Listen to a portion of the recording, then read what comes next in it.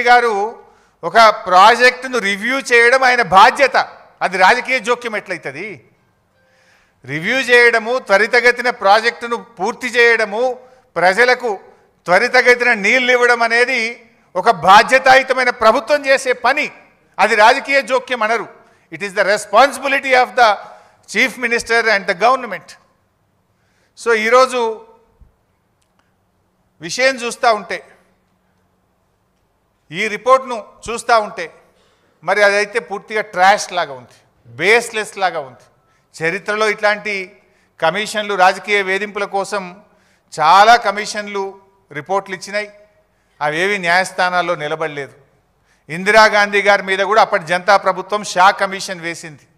చంద్రబాబు నాయుడు గారి మీద కూడా కమిషన్లు వేశారు. అనేక కమిషన్లు దేశంలో వచ్చినాయి. న్యాయస్థానంలో నిలబడవు, ప్రజాక్షేత్రంలో నిలబడవు. ఎప్పటికైనా ధర్మమే గెలుస్తుంది, సత్యమే నిలబడుతుంది. అంతే తప్ప ఈ రాజకీయ దురుద్దేశంతో ఇచ్చేటువంటి రిపోర్ట్లు ఎప్పుడు కూడా నిలబడవు. ముఖ్యంగా రేవంత్ రెడ్డి గారి ప్రభుత్వం మనకు తెలుసు, మీకు తెలియదేముంది? కమిషన్ల పేరిట, కేసుల పేరిట రేవంత్ రెడ్డి గారు రెగ్యులర్గా వరుస ధారావాహికలు ఒకటి తర్వాత ఒకటి, ఎలక్ట్రిసిటీ కమిషన్ అంటాడు, కాళేశ్వరం కమిషన్ అంటాడు, లేకపోతే గొర్రెల స్కామ్ అంటాడు, లేకపోతే ఈ కార్ రేసింగ్ అంటాడు. ఏదో ఒకటి పెట్టి తన వైఫల్యాలను కప్పిపుచ్చుకునే ప్రయత్నం. ఆయన ఫెయిల్యూర్స్ మీద చర్చ జరగకుండా, ప్రజలు తిరగబడకుండా లేని కుట్రలను వరుసగా ఒక సీరియల్ లాగా నడుపుతూ ఉన్నాడు. ఆ టీవీలలో కొన్ని సీరియళ్ళు వస్తుంటాయి, జనరల్గా బాగా టాప్ సీరియల్స్ నడుస్తుంటాయి. కార్తీక దీపం అనే సీరియల్ వస్తూ ఉంటుంది. కార్తీక దీపం సీరియల్ రాగానే గుడి గంటలు అనే సీరియల్ వస్తుంది. గుడి గంటలు అయిపోగానే బ్రహ్మముడి అనే సీరియల్ వస్తుంటుంది. అట్లా రేవంత్ రెడ్డి కూడా ఓటెనుకోటో సీరియల్ లెక్క నడుపుతున్నాడు. సీరియల్ కాదు కదా, నిజాలు చెప్పు నువ్వు. ఇవి మొత్తంగా చూస్తే రైతుల ప్రయోజనాలు ఫనంగా పెట్టి కేవలం కేసీఆర్ గారిని వ్యక్తిగతంగా ఆయనని ఇబ్బంది పెట్టాలి, కేసీఆర్ గారిని హింసించాలనేటువంటి ధోరణే తప్ప రైతులకు న్యాయం చేయాలనో ప్రజలకు మేలు చేయాలనేటువంటి చిత్తశుద్ధి ఈ ప్రభుత్వానికి లేకపోయింది. ఎందుకంటే మనం స్పష్టంగా అర్థమవుతుంది, ఇవాళ కాళేశ్వరం ద్వారా నీళ్ళు ఇచ్చే అవకాశం ఉంది. రాష్ట్రంలో వర్షాలు పడక కరువు పరిస్థితులు ఉన్నాయి, పంటలు ఎండిపోతూ ఉన్నాయి. నిన్న మా బీఆర్ఎస్ నాయకులు కన్నెపల్లి పంప్ హౌస్ మోటార్లు ఆన్ చేయండి అని అక్కడికి వెళ్ళారు.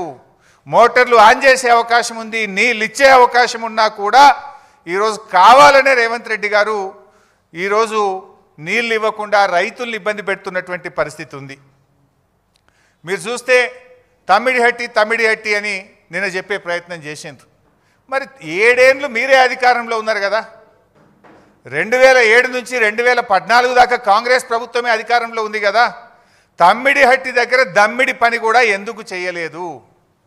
మరి ఇప్పుడు వచ్చి కూడా 2 ఏళ్ళు అవుతుంది, తమ్మిడిహట్టి దగ్గర తట్టెడు మట్టి ఎందుకు ఎత్తలేదు? అసలు తమ్మిడిహట్టి దగ్గర మీరు ఏ బేసిస్లో నిర్ణయించారు? తమ్మిడిహట్టి దగ్గర నీటి లభ్యత లేదు. తమ్మిడిహట్టి దగ్గర వైల్డ్ లైఫ్ చాప్రాల్ అనే వైల్డ్ లైఫ్ ఉంది, శాంచురీ ఉంది. తమ్మిడిహట్టి దగ్గర మహారాష్ట్ర ఒప్పుకోవడం లేదు. మరి ఏ బేసిస్లా? It is a criminal negligence. మీరు ఇవాళ మమ్మల్ని మేడిగడ్డ దగ్గర ఎట్లా పెట్టారు అన్నారు. మేము పెట్టడానికి ఒక బేసిస్ ఉంది, మేము పెట్టడానికి ఒక నివేదిక ఉన్నది. అసలు మీరు తమ్మిడిహట్టి దగ్గర ఎట్లా పెట్టిండ్రు అని నేను అడుగుతా ఉన్నా.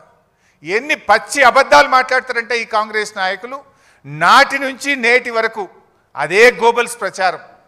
ఆనాడు మేము మహారాష్ట్రతో కేసీఆర్ గారు ఒక చారిత్రాత్మక ఒప్పందం చేశారు. అటు మేడిగడ్డకు, ఇటు వార్ధా మీద, అటు చెనాకా కొరాటాకు ఒకేసారి 3 అగ్రిమెంట్లు చేసినారు. అంటే ఇచ్చిపుచ్చుకునే ధోరణితో మహారాష్ట్రను ఒప్పించి మెప్పించి 3 అగ్రిమెంట్లు చేశారు. ఆనాడు ఉత్తమ్ కుమార్ రెడ్డి మాట్లాడతాడు, ఏమని మాట్లాడిందంటే, లేలే మేము ఆల్రెడీ 152 మీటర్లకు అగ్రిమెంట్ చేసినాం, నువ్వు ఎట్ట తగ్గించినవు అన్నాడు. ఆనాడు ఎయిర్పోర్ట్లో కేసీఆర్ గారు మాట్లాడారు, ఉత్తమ్ కుమార్ రెడ్డి నువ్వు 152 మీటర్లకు అగ్రిమెంట్ చేసుంటే ఇంకా గంట సేపు నేను ఇన్నే ఉంటా, నువ్వు రా, ఆ అగ్రిమెంట్ నాకు చూపి నేను ఇక్కడ నుంచి రాజ్ భవన్కు పోయి రాజీనామా చేస్తాను. ఆ రోజు కేసీఆర్ గారు సవాల్ చేశారు. ఇది నేను నోటి మాట చెప్తలేను, ఆ వీడియో కూడా మీరు చూడండి కావాలంటే. ఆనాడు కేసీఆర్ గారు బేగంపేట ఎయిర్పోర్ట్లో ఆనాటి ఉత్తమ్ కుమార్ రెడ్డి ఫేక్ మాటలకు, గోబల్స్ మాటలకు ఏ రకంగా సవాల్ విసిరినారో ఒక్కసారి చూద్దాం. ఈ రాష్ట్ర ప్రదేశ్ కాంగ్రెస్ కమిటీ అధ్యక్షుడు ఉత్తమ్ కుమార్ రెడ్డి, ఆయనతో పాటు శాసనసభలో ప్రతిపక్ష నాయకుడు జానారెడ్డి ఇద్దరు కలిసి ఏం మాట్లాడతారు? 152 మీటర్లకు తమ్మిడిహట్టి ఒప్పందం కుదిరింది అని మాట్లాడాడు. ఉత్తమ్ కుమార్ రెడ్డి, నీవు నిజంగా నిజాయితీ ఉన్నవాడవైతే నేను ఎట్లయినా బేగంపేట ఎయిర్పోర్ట్లో ఇంకో అర్ధగంట 40 నిమిషాలు ఉంటా. నీకు దమ్ముంటే ఆ ఒప్పందం కాగితం తీసుకొని బేగంపేట ఎయిర్పోర్ట్కు రా.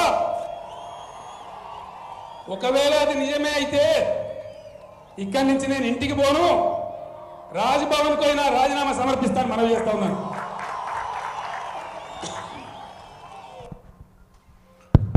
ఆ రోజు 152 మీటర్లకు అగ్రిమెంట్ ఉందని ఆనాటి పిసిసి అధ్యక్షుడు ఉత్తమ్ కుమార్ రెడ్డి మాట్లాడిండు. ఉన్నదా మరి అగ్రిమెంట్? ఈ రోజు వరకు, ఆ రోజు కేసీఆర్ గారు ఓపెన్ ఛాలెంజ్ చేసిండ్రు, ఇయ్యాలటి వరకు కూడా చేయలే. నిజంగా అగ్రిమెంట్ ఉంటే 7 సంవత్సరాలు అధికారంలో ఉండి ఎందుకు తట్టెడు మట్టి కూడా మీరు తవ్వలేదు అంటే అబద్ధపు మాటలు, గోబల్స్ మాటలు. ఆనాడు కేసీఆర్ గారు మంచి పని చేస్తుంటే దాని మీద ఏదో అమృత భాండాగారంలో విషపు చుక్క వేసినట్టు, ఒక మంచి పని జరుగుతుంటే దాన్ని ఒక అబద్ధాలు చెప్పి అనుమానాలు కల్పించేటువంటి ప్రయత్నాన్ని సృష్టించారు. అంటే ప్రజలకు ఉపకారం చేసేది లేదు, కానీ కేవలం ప్రతిపక్షం మీద ప్రతీకారం తీర్చుకునేటువంటి ఒక ప్రయత్నం. మా ప్రభుత్వం ఏర్పడిన సంవత్సరంలో ఆనాడు గొప్ప విజయాలు సాధించినాం. కేసీఆర్ గారు మొదటి సంవత్సరంలోనే ఎన్నో ఏళ్లుగా రైతులు, పారిశ్రామికవేత్తలు, ప్రజలు ఇబ్బంది పడుతుంటే ఒక్క సంవత్సరంలోనే విద్యుత్ సమస్య పరిష్కారం చేసి 24 గంటల కరెంట్ ఇచ్చి చూపించిండు కేసీఆర్ గారు. మిషన్ కాకతీయతో మొదటి సంవత్సరంలోనే చెరువుల పునరుద్ధరణ కార్యక్రమాన్ని ప్రారంభించింది కేసీఆర్ గారి ప్రభుత్వం. అదేవిధంగా మీడియం ఇరిగేషన్ ప్రాజెక్టులు, అనేక ప్రాజెక్టులు పూర్తి చేసినాం. పెండింగ్ ప్రాజెక్టులను రన్నింగ్ ప్రాజెక్టులుగా మార్చి లక్షలాది ఎకరాలకు నీళ్లు ఇచ్చినాం. మరి నువ్వేం చేసినవే? 2 ఏళ్ళైంది నీ గవర్నమెంట్ వచ్చి. ఒక్క చెరువు దవ్వినవా? ఒక్క చెక్ డ్యామ్ కట్టినవా? ఒక్క కాలువ దవ్వినవా? ఒక్క ఎకరానికన్నా నీళ్ళు ఇచ్చినవా అని నేను అడుగుతా ఉన్నా. మీరు ఎంతసేపు కేసులు పెట్టుడు, కమిషన్లు వేసుడు తప్ప నువ్వు యాన్నన్ను ఒక రైతుకు ఒక్క ఎకరానికి నీ 2 ఏళ్ల పాలనలో నీళ్ళు ఇచ్చినవా అని నేను అడుగుతా ఉన్నా. చేసినావు 2 ఏళ్లలో ఏమైనా చేసినావు అంటే ఢిల్లీకి కమిషన్ల మూటలు తీసుకుపోయినావు, ప్రతిపక్షాల మీద కమిషన్లు వేసినావు, ఎలక్ట్రిసిటీ కమిషను, కాళేశ్వరం కమిషన్. ఇంతకుమించి నువ్వు చేసింది అయితే ఏం లేదు. ఇవాళ ఎంతసేపు శ్వేతపత్రాల నుంచి కమిషన్ రిపోర్ట్ల దాకా బద్నాం చేసే కుట్ర తప్ప అసలు జరిగింది అయితే ఏం లేదు. నాకు తెలిసి వచ్చే 2 ఏళ్లలో కూడా నేనేం చేయడు, గిదే ముచ్చట. ఈ వీటి మీదనే సినిమా సీరియల్ నడిపినట్టు నడుపుతాడు తప్ప వీళ్ళు చేసింది లేదు, రేపు చేయగలిగేది కూడా లేదు. ఇవాళ ఒకటైతే మనకు స్పష్టంగా అర్థమవుతుంది, కాళేశ్వరంను పడావు పెట్టాలి, బంకచెర్లకు నీళ్లు జారగొట్టాలి, గింత కనబడుతుంది. ఎందుకంటే అది ఇమీడియట్గా రిపేర్ ఉన్నది. 2 పిల్లలు గుంగిపోయినాయి. ఎన్డీఎస్ఏ కూడా చెప్పింది 7th బ్లాక్ను మల్లగట్టు వాడు అని చెప్పింది. అంటే దాన్ని కట్టేది లేదు, నీళ్లు వాడేది లేదు, నువ్వు కట్టద్దు, బంకచెర్లకు నీళ్లు జారాలి, మీ గురువుకు శిష్యరికం, గురుదక్షిణ చెల్లించాలి. ఈయన ఇంతకు మించి అయితే కనబడతలేదు. సరే, చరిత్రలో చాలా చూసినాం. ఆ రోజుల్లో బ్రిటిష్ కాలంలో సర్ ఆర్థర్ కాటన్ గారు ఆ రోజు బ్యారేజీలు నిర్మించారు, ధవళేశ్వరం బ్యారేజ్ నిర్మించారు. రైతులకు మేలు జరగాలని ఆయన బ్రిటిష్ ప్రభుత్వంలో కూడా కష్టపడి బ్యారేజ్ నిర్మించి గోదావరి జిల్లాలకు సాగునీరు అందించాడు. ఆ జిల్లాలను సస్యశ్యామలం చేశారు. ఆ రోజుల్లోనే బ్రిటిష్ ప్రభుత్వం కాటన్ మీద కూడా కమిషన్ వేసింది. కాటన్ మీద హెమింగ్టన్ అనేటువంటి కమిషన్ ఒకటి వేశారు. ఆ కమిషన్ 900 ప్రశ్నలు అడిగింది.